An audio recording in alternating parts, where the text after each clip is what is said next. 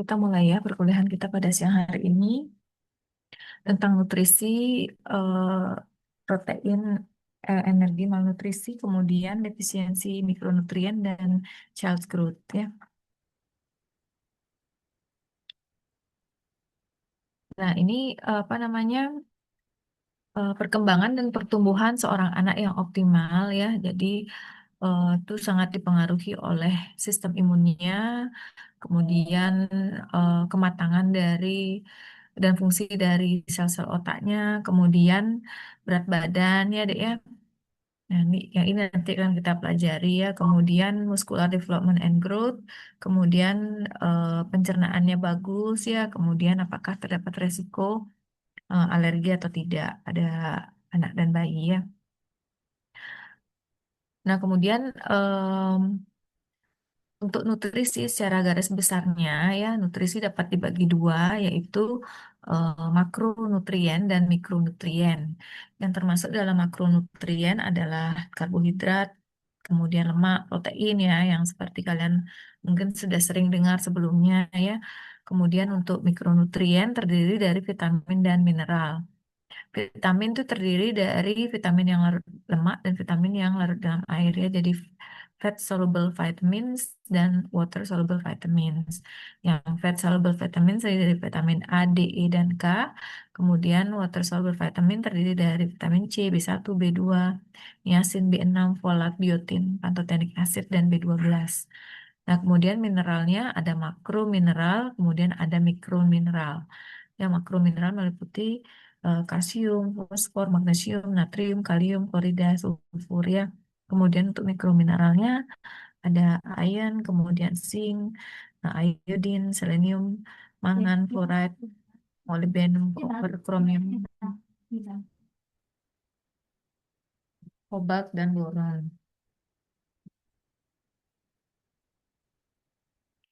Nah, untuk pemberian nutrisi yang optimal ya dari WHO dari rekomendasi WHO ya. Jadi 0 sampai 6 bulan itu rekomendasinya adalah pemberian eksklusif breastfeeding ya. Jadi hanya pemberian ASI tanpa pemberian makanan ataupun zat-zat lainnya ya. Pokoknya di luar ASI ya, termasuk air ya, Dek, ya. Nah, ini eksklusif breastfeeding itu direkomendasikan diberikan 0 sampai 6 bulan ya. Nah, kemudian setelah 6 bulan diikuti dengan pemberian MPASI ya. Jadi introduction of complementary foods. Ya, dengan breastfeeding itu tetap dilanjutkan ya. Kalau 0 sampai 6 bulan kan hanya ASI saja. Setelah 6 bulan ASI diteruskan sampai usia 2 tahun ya, diikuti dengan pemberian MPASI ya. Nah, complementary food ini harus ini ya, kaya nutrisi ya, kemudian mencukupi kebutuhan harian anak ya, sehingga perkembangan dan pertumbuhan seorang anak bisa optimal. Nah, kemudian MPASI itu pemberian MPASI itu harus mudah didapat ya. Jadi ada prinsipnya ya, mudah didapat, kemudian eh, harganya tidak terlalu mahal ya, sehingga pada saat pemberian itu memang pemberiannya tidak menyulitkan orang tuanya ya. Kemudian ingredient dasar MPASI bahannya bahan pokok lokal ya, karena bahan pokok lokal juga tidak kalah. Jangan nanti MPASI carinya yang eh, termakan IG ya, jadi carinya yang sesuai dengan yang di IG ya, misalnya yang di apa namanya di IG itu pemberian MPASI ya menggunakan bahan-bahan yang mungkin tidak ada dijual, contohnya di Singaraja ya, ya dek ya, susah. Jadi pakai bahan lokal dengan apa namanya ingredientnya itu sama ya. Jadi sumber karbohidrat bisa dari biji-bijian, beras dan gandum ya. Kemudian bahan yang perlu ditambahkan makanan dari hewan ya, ini adalah sumber protein hewani ya. Sumber protein hewani seperti hati, telur, ikan, kemudian sumber protein ya. Ini adalah apa namanya dari hati, telur, ikan ini adalah merupakan sumber protein hewani, kemudian zat besi, zinc, asam folat, dan vitamin A. Kemudian produk susu yang pemberian susu seperti keju atau produk susu lainnya seperti keju, yogurt ya, sumber protein. Dia selain sumber protein, dia juga sebagai memberikan tambahan energi, kemudian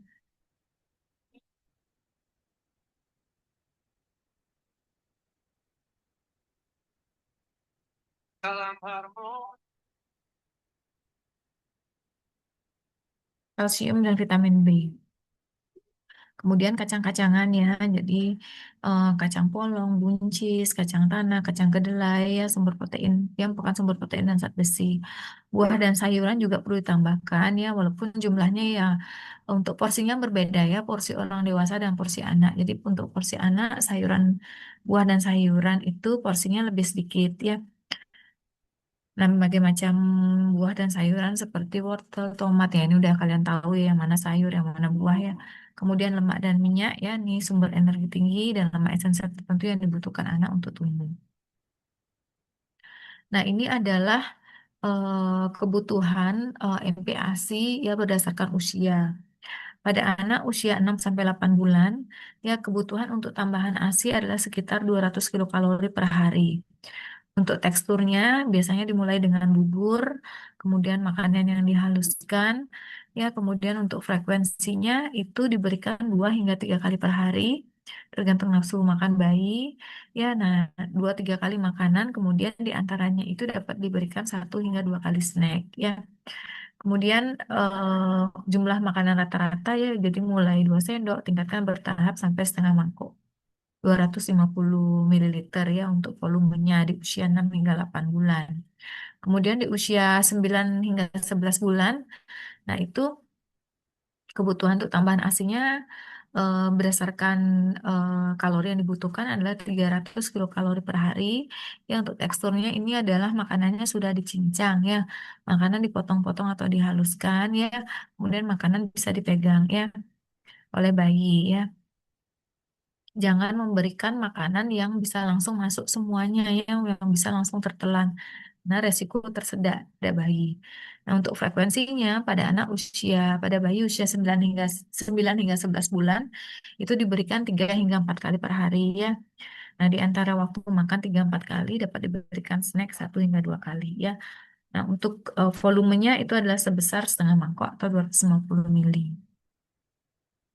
setiap kali makan ya. Nah, kemudian untuk usia 12 hingga 23 bulan ya, kebutuhan untuk tambahan ASINya adalah sebanyak 550 kilokalori per hari.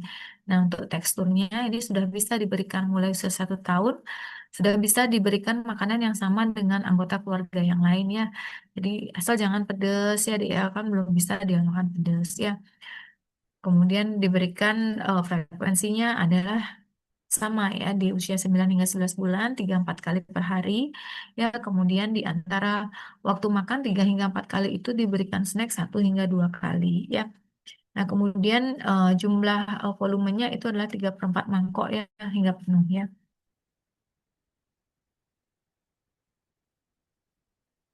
Nah pada anak-anak atau bayi yang mengalami malnutrisi ya malnutrisi ini yang saya bahas adalah gizi kurang ya atau undernutrition ya. Jadi ada berbagai macam bentuknya undernutrition itu. Ya ada wasting ya.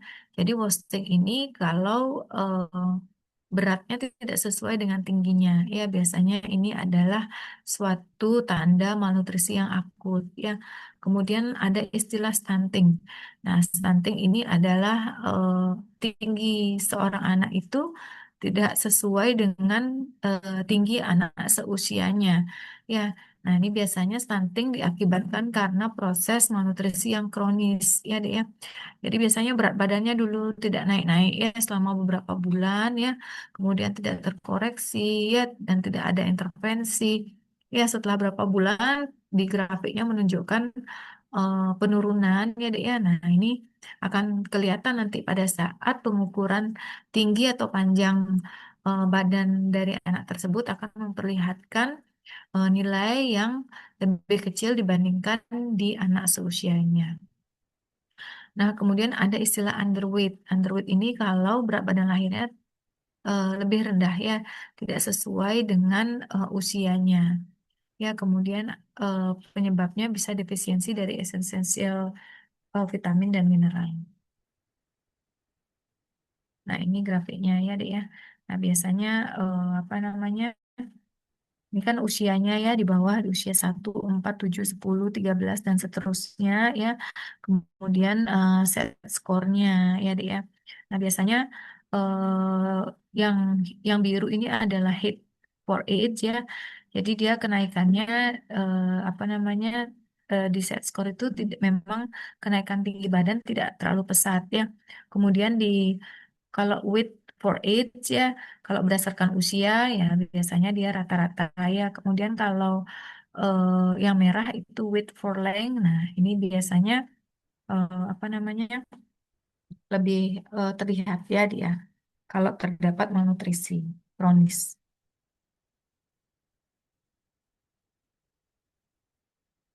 Nah ini adalah penyebab dari malnutrisi ya. Jadi eh, tadi yang merah itu ini ya with for length. Nah itu kalau malnutrisi akut ya tadi saya bilang malnutrisi kronis akut ya itu ya. Untuk malnutrisi penyebabnya ada underlying cause, ada immediate cause ya. Jadi underlying cause itu memang sudah ada di eh, pada anak tersebut ya. Jadi seperti contohnya inadequate household and food security ya. Jadi memang dia asupannya ya. Jadi eh, ketahanan pangan di rumahnya ya atau di keluarganya itu memang kurang ya Dek ya. Misalnya karena faktor ekonomi ya kurang mampu ya. Kemudian inadequate eh, maternal and child care ya. Jadi pada anak-anak yang terlantar ya misalnya tanpa pengawasan orang tua atau misalnya orang tua dengan eh, tingkat sosial ekonomi yang rendah, kemudian anaknya banyak ya. Jadi ini menimbulkan inadequate maternal and child care ya. Kemudian inadequate access to water, sanitation and health services ya. Jadi akses terhadap air bersih, sanitasi, kemudian pelayanan kesehatan yang sangat kurang ya. Nah, ini berperan terhadap kejadian malnutrisi ditambah lagi adanya immediate cause ya. Jadi sudah ada faktor-faktor underlyingnya ini ditambah lagi dengan intake makanan yang tidak proporsional ya atau tidak cukup ya atau dia apa namanya jumlah misalnya dia pada saat makan kan untuk komposisi karbohidrat itu sebesar 50-60%, kemudian proteinnya sebesar 15 hingga 20%, kemudian sisanya lemak 30%. Ya, jadi daya tarik intake-nya misalnya hanya karbonya aja 90%-nya, tidak ada proteinnya, tidak ada fatnya ya. Kemudian ditambah lagi infeksi ya. Dan semua ini saling berkaitan ya, Dek ya. Jadi biasanya timbulnya inadequate dietary intake dan infection ini memang timbul memang sudah ada underlying cause ya sebelumnya. Contohnya misalnya anak-anak dengan keluarga dengan sosial ekonomi yang rendah, kemudian ibu pendidikan rendah ya, kemudian jarak antara anak satu dengan anak lain terlalu dekat ya, anaknya banyak ya, kemudian ditambah lagi ibunya misalnya tidak memperhatikan kesehatan anaknya ya, tidak memperhatikan kapan jadwal imunisasi, sering terlewat jadwal imunisasinya. Nah, ini berkaitan dengan kejadian kekerapan terjadinya infeksi. Ya, nah ini saling berhubungan erat ya. Jadi asupannya kurang, terjadi infeksi, ditambah lagi memang keadaan apa intern dalam keluarga tersebut yang memang kurang, sehingga ini akan berakibat timbulnya malnutrisi atau masalah gizi pada anak. Nah, kemudian untuk weight growth ya, jadi untuk weight growth itu diperlukan energi yang masuk dan energi yang keluar tuh harus seimbang ya. Jadi kalau energi yang masuk tuh kurang, sedangkan energi yang keluar sedikit ya, ini akan terjadi undernutrition. Begitu juga sebaliknya ya, kalau energi yang masuk lebih besar dibandingkan energi yang keluar, nah ini akan terjadi gizi lebih, obesitas, atau bisa terjadi super obes ya. Kemudian nutrisi dan linear growth ya. Nutrisi itu dapat apa namanya dibagi ya deh ya menjadi nutrisi tipe 1 dan nutrisi tipe 2. Ya, kalau tipe 1 nutrisi ya ini adalah grup yang mayoritas ya. Grup nutrisi tipe satu ini dia apa namanya karakteristiknya ini mendukung fungsi metabolisme spesifik dalam tubuh ya. Dan kalau dia terdapat apa namanya gejala defisiensi ya pada tipe satu nutrisi. Nah, ini gejala klinisnya sangat spesifik dan khas ya. Dan dia mudah diidentifikasi ya, easily identifiable deficiency symptoms ya. Untuk dampak pada pertumbuhan ya, dampak pada pertumbuhan bisa tidak terganggu ya, karena dia hanya beberapa organ saja yang spesifik memerlukan tipe satu nutrisi ini. Jadi pertumbuhan tetap berlangsung ya. Sedangkan tipe 2 nutrisi ya. Jadi nutrisi tipe 2 itu adalah grup yang lebih kecil ya. Nah, ini fungsinya adalah membentuk jaringan baru dan mendukung pertumbuhan linear ya atau tinggi ya. Nah, dia kalau terdapat defisiensi dari tipe 2 nutrisi tipe 2 ini agak sulit di apa namanya? Agak sulit diidentifikasi ya. Karena tidak ada gejala spesifik ya. Tapi biasanya pertumbuhan tuh langsung terhenti, bisa dia stunting, bisa wasting ya. Nah, biasanya dia apa namanya? Pertumbuhannya ini bisa melambat ya atau berhenti total untuk menghemat ya zat besinya. Jadi diperlukan untuk hal-hal yang memang sangat diperlukan ya, misalnya contohnya untuk kebutuhan basal.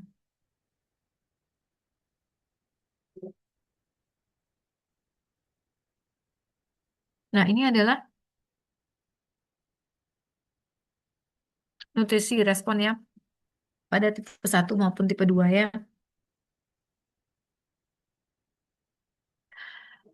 Tipe satu respon tuh iron, copper, mangan, iodin, selenium ya. Jadi misalnya saya berikan contoh ya. Misalnya kekurangan tipe satu ini kan gampang diidentifikasi. Misalnya dia kekurangan ironnya akan timbul apa namanya?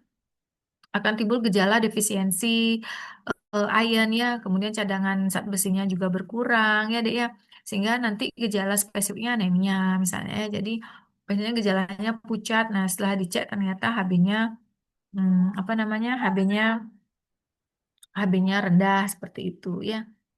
Kemudian vitamin K contohnya lagi ya kekurangan vitamin K ini kan penting untuk faktor pembekuan darah ya. Jadi gampang memar anaknya ya kalau berdarah sulit berhenti ya. Jadi tipe satu ini gampang diidentifikasi kalau ada apa namanya kalau ada defisiensi ya. Nah, kalau misalnya tipe 2 ini contohnya misalnya ada responnya water, potasium, sodium, magnesium, zinc, fosfor, protein, nitrogen. Nah, ini sangat penting untuk pertumbuhan ya. Jadi kalau ini berkurang, dia pertumbuhannya itu biasanya melambat ya atau apa namanya eh, grafik untuk progresivitas dari pertumbuhan itu sangat lambat ya kalau ada kekurangan di nutrisi tipe 2. Nah, kemudian ini multiple nutrient deficiency dan pertumbuhan ya. Jadi biasanya contohnya pada osifikasi endokondral ya. Jadi biasanya dia gangguan di endokondral osifikasi ini timbul karena adanya multiple dietary factor ya. Jadi ini respon tidak hanya satu jenis tidak hanya kekurangan dari satu jenis nutrisi ya, tapi dia kekurangan dari berbagai macam nutrisi ya.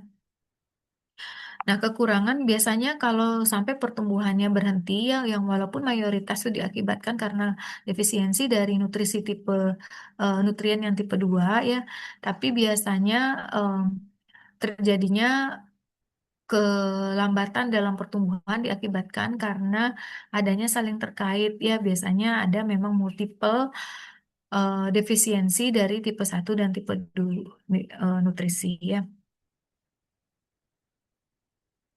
Sehingga suplementasi ya memang kalau sudah ada defisiensi suplementasi multiple dari mikronutrien ini sangat diperlukan.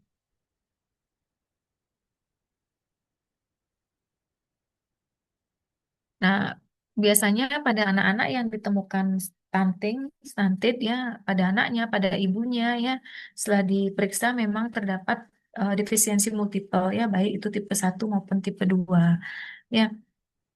Nah, kemudian intake ya ini seringnya di Indonesia ya, karena zinc intake itu banyak kurang di Indonesia ya, karena biasanya sumber zinc itu kan dari protein hewani ya. Dan biasanya di negara-negara yang berkembang ya seperti Indonesia ya, untuk konsumsi dari protein yang bersumber dari protein hewani itu masih kurang ya. Jadi bayangkan saja biasanya makannya nasinya banyak tapi dagingnya tidak cukup ya, Dek ya. Nah, ini menimbulkan zinc itu banyak terdapat di protein hewani ya. Jadi prevalensi dari defisiensi zinc ini biasanya banyak di negara berkembang ya, karena itu yang tadi ya, apa namanya, dietnya atau asupan nutrisinya itu sangat kurang protein hewaninya. Kemudian juga apa namanya, diet high in pitat ya, contohnya banyak minum teh, banyak minum kopi. Jadi anak-anak tuh tidak boleh ya minum teh dan kopi ya, karena banyak ada pitat di sana ya. Jadi pitat ini dia menghambat absorpsi dari zinc ya. Nah, fungsi dari zinc ini, dan zinc ini banyak keluar saat diare. Jadi fungsi zinc ini adalah salah satunya adalah untuk mempercepat regenerasi atau reepitelisasi ya, ya di eh, saluran pencernaan yang paling sering ya. Jadi biasanya kalau diare ya yang diakibatkan oleh virus atau bakteri yang menimbulkan kerusakan pada fili-fili ususnya ya, jadi epitel-epitelnya juga rusak ya, ini diberikan suplementasi zinc biasanya ya. Jadi suplementasi zinc ini untuk mempercepat reepitelisasi ya, sehingga fili-fili ususnya lebih cepat sembuhnya ya, sehingga kejadian diarenya lebih cepat dia berkurang. Kemudian animal source foods and linear growth ya. Jadi apa namanya, animal source food dan linear growth ini sangat terkait ya. Jadi protein makanan yang dengan protein hewani ya, yang bersumber dari hewan ya, jadi daging, kemudian hati ya, ini sangat terkait dengan linear growth ya, atau pertumbuhan tinggi. Ya, Dek, ya. Nah, biasanya pada anak-anak ya yang vegetarian ya, ibunya vegetarian, kemudian anaknya diikutkan juga vegetarian ya, Dek, ya. Nah, biasanya apa namanya, anak-anaknya linear growth-nya ini juga biasanya terganggu ya. Nah, kalau memang sudah memutuskan, misalnya memang harus tuh keputusannya apa namanya, harus vegetarian ya. Jadi makanannya tuh dari protein yang lain, dari protein nabati harus sangat bervariasi ya, untuk memenuhi kebutuhan nutrisi yang berasal dari animal source food. Ya, Dek ya. Nah, ini adalah amino acid yang terdapat di telur, kemudian di hati, ya di jantung, ya nanti dibaca sendiri ya. Nah, tadi sudah dijelaskan ya, jadi penyebab adanya malnutrisi pada anak, jadi karena ada underlying cause dan juga karena ada infeksi ya.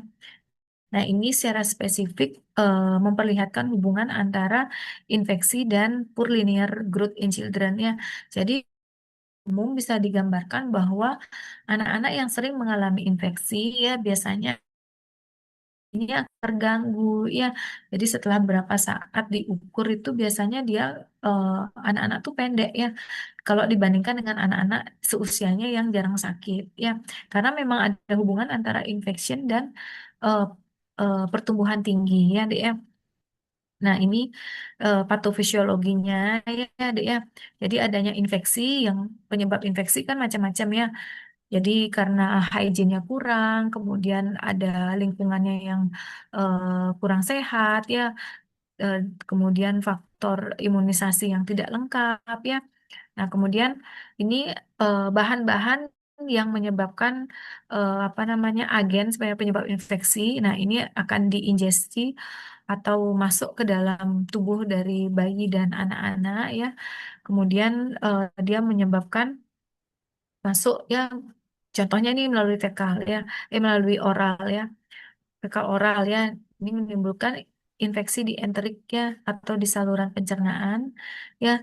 Infeksi di saluran pencernaan ini akan menimbulkan inflamasi ya atau radang di saluran pencernaannya ya, ditambah dengan apa namanya daya imunnya ya yang masih kurang ya Dek ya, sehingga ini akan menyebabkan terjadinya apa namanya enteric dysfunction ya, jadi terdapat virus atrofi, kemudian hiperplasia kripta sebagai respon dari adanya infeksi, respon terhadap adanya inflamasi ya. Nah, kemudian respon adanya virus atrofi, hiperplasia dari kripta, kemudian masuknya atau infiltrasi dari sel-sel radang. Nah, ini akan meningkatkan permeabilitas dari em, di saluran pencernaan ya. Nah, kemudian dia juga bisa menimbulkan malabsorpsi ya. Nah, kemudian dia increase intestinal permeability ini menyebabkan translokasi translokasi bakteri ya dari sistem organ masuk ke sistemik ya ya dari terjadi bacterial translocation, terjadi systemic inflammation ya. Jadi systemic inflammation ini dia akan menyebabkan meningkatnya TNF alfa ya, sel-sel radang ini meningkat semua, interleukin 1 beta meningkat ya, peningkatan kortisol ya, peningkatan insulin dan growth hormone resistant ya. Nah, semuanya ini nanti akan menginhibisi dari bone growth ya. Jadi hasil akhirnya nanti berupa stuntingnya. Stunting itu pendek. Ya, anaknya jadinya pendek. Jadi pada saat diukur dengan anak-anak seusianya ya, tinggi badannya tidak sesuai ya. Nah, ini adalah lingkaran setan. Lingkaran setan pada seseorang yang mengalami stunting. Ya, Dek, ya. Jadi eh, ibunya ya, jadi dia mungkin child stunted dulu ya, jadi dari anak dia stunted ya, dari anak stunted adolescennya juga dia akan stunted ya, kecil ya, ditambah lagi inadequate food, kemudian inadequate health and care ya, kemudian dia hamil ya, jadi dia hamil dengan posisi yang stunted dan malnutrisi ya. Nah, pada saat dia malnutrisi, nah, biasanya akan lahir bayi yang berat badan lahirnya juga rendah biasanya ya, karena dia di dalam intrauterin ya. Jadi nutrisinya tidak cukup ya. Jadi inadequate fetal nutrition ya. Jadinya babynya low birth weight. Nah, begitu lahir baby yang low birth weight ya, berat badan lahirnya rendah, ditambah lagi dengan apa namanya eh, pengawasan, kemudian apa namanya pengawasan, kemudian pengasuhan anak yang tidak adekuat ya, kemudian terjadinya recurrent infection ya, kemudian asupan makanannya juga tidak sesuai baik proporsi maupun volumenya. Nah, nanti akhirnya malnutrisi kronis. Akhirnya jadinya anaknya stunted. Ya, kemudian adolescent ya, dia remaja tetap stunted ya, tetap dia misalnya inadequate food, health and care ya, nanti hamilnya. Jadi seperti lingkaran setan ya, proses malnutrisi ini. Nah, sebagai kesimpulannya bahwa nutrisi yang baik, kemudian eh, lifestyle yang sehat ya, itu sangat penting ya untuk menciptakan suatu siklus ya untuk mempertahankan suatu pertumbuhan dan perkembangan yang optimal ya, karena ini penting untuk masa depan bangsa ya, untuk masa depan suatu negara ya. Jadi kalau misalnya biasanya anak-anak yang stunting itu kan tidak hanya pendek, tapi juga performa kognitifnya juga biasanya kurang ya. Jadi ada penelitian yang meneliti bahwa IQ anak-anak yang memang stunting yang pendek-pendek itu lebih rendah dibandingkan di negara-negara yang tidak ada stuntingnya ya. Kemudian biasanya anak-anak ini ya karena di samping asupan nutrisinya tidak kuat ya, kemudian pengawasan dan pengasuhannya yang tidak cukup ya, eh, apa namanya lack of mother's loving attention ya, jadi biasanya akan tercipta anak-anak yang stunting ya. Nah, Karena tadi siklus yang tadi saya jelaskan, kalau ada memang anak-anak stunting, nah sudah merefleksikan ya bahwa quality dari dietnya itu sangat jelek ya. Kemudian juga lingkungan sekitarnya challenging ya. Challenging ini maksudnya ya memang tidak cukup baik ya, sanitasinya, hygiene lingkungan rumahnya yang kurang baik ya. Kemudian healthcare-nya juga ya, akses ke pelayanan kesehatannya dan psychosocial stimulation and parents care tidak tersedia. Ya, jadi stunting ini merefleksikan banyak hal yang gagal ya. Nah, ini adalah stunting syndrome ini adalah apa namanya? Salah satu eh, bentuk dari widespread shortage dari kekurangan mikronutrien di dalam diet ya. Biasanya disebut dengan hidden hunger. Ya, jadi anaknya memang banyak ya orang tua kelihatan anaknya tetap terlihat aktif ya. Kemudian masih main walaupun katanya dia sakit tapi dia masih aktif, tapi ternyata pertumbuhannya stop ya atau pertumbuhannya itu melambat. Ya, ini dinamakan dengan hidden hunger ya. Jadi sebenarnya kekurangan atau kelaparan yang tersembunyi ya. Nah, untuk rekomendasinya ya, untuk nutrisi ini bahwa direkomendasikan eksklusif breastfeeding ya, karena eksklusif breastfeeding sampai usia 6 bulan itu sudah sangat mencukupi kebutuhan nutrisi anak. Nah, kemudian setelah 6 bulan di mana hanya ASI saja sudah tidak cukup, diikuti dengan introduksi atau pengenalan dari MPASI ya, dan apa namanya breastfeedingnya dilanjutkan sampai usia 2 tahun ya. Nah, kemudian complementary food MPASI ini harus mengandung zat-zat yang diperlukan untuk tumbuh kembang yang optimal bagi anak ya. Nah, ini ya salah satunya adalah animal source food ya. Ya, demikian ya, Dek ya, yang bisa saya sampaikan untuk perkuliahan pada siang hari ini. Kalau ada pertanyaan dipersilakan.